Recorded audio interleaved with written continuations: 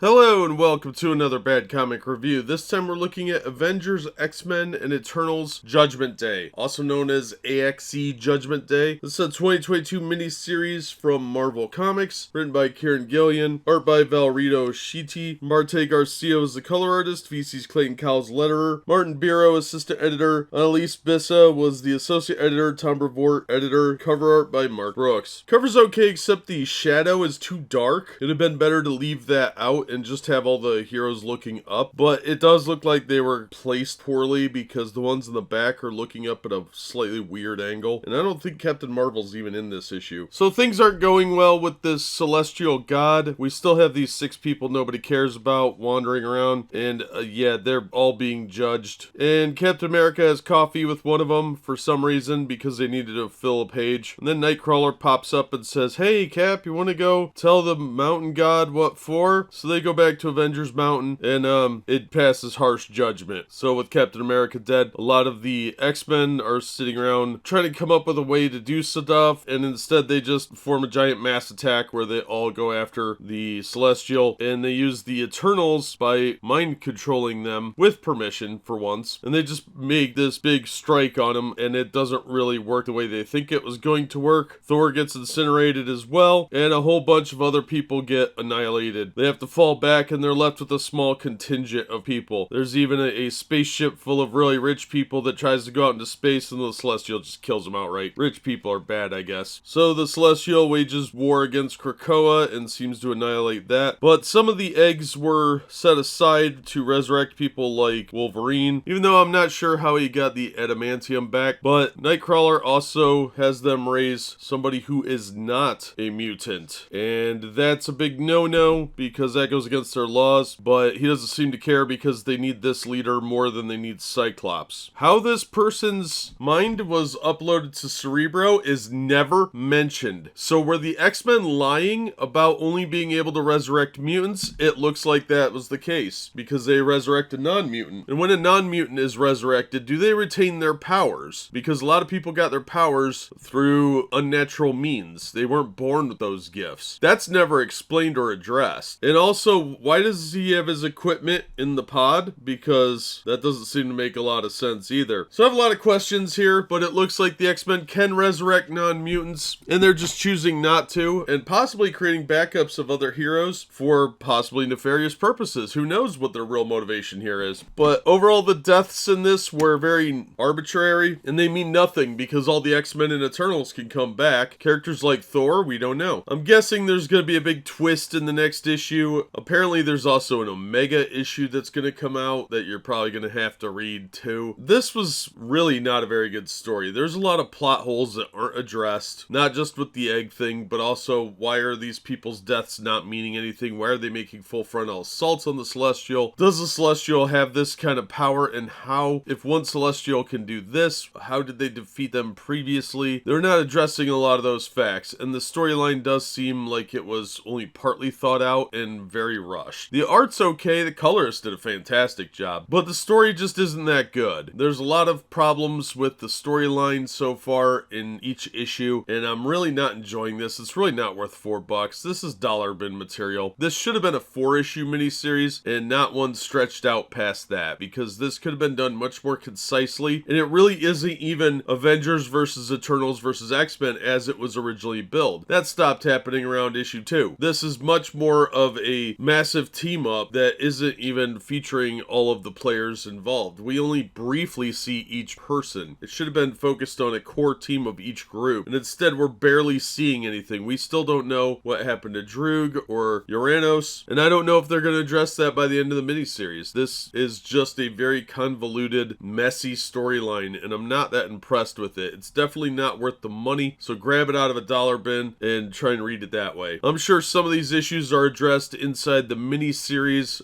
that are ancillary to this, but they shouldn't be plot points if they're not being addressed in the main book. So the main mini-series is all I'm reading. I'm not buying your stupid little peripheral cash grabs, Marvel. If you want to save some money, grab this out of a dollar bin if you really want to read it. Beyond that, it's not worth the money. That'll do it for this one. Thank you so much for listening and supporting the channel. If you enjoyed the video, please hit the like button and don't forget to subscribe so you don't miss future reviews. If you'd like to support the channel in other ways, links are in the description to to various support methods, and as always, we hope to see you on the next one.